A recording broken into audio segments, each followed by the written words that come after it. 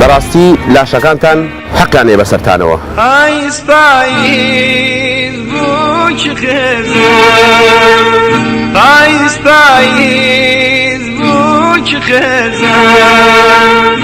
بیست لەم داگرتووە هەروە پاسکل دەخوڕین.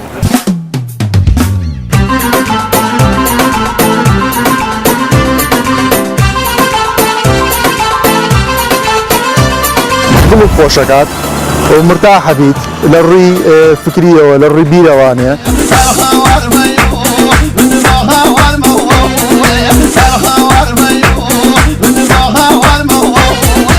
واز لە ژیانێکی تەمبەڵی و پاڵدانەوە بێنن بەرەو ژیانێکی پڕ لە شاڵایکی و جوڵە و دروستکردن و بنیادنان و جوانترکردنی جەستەتان. بەرنامەی لەشساغی ئەم شەو کاتژمێر 9 پێشکەشتان دەکرێت.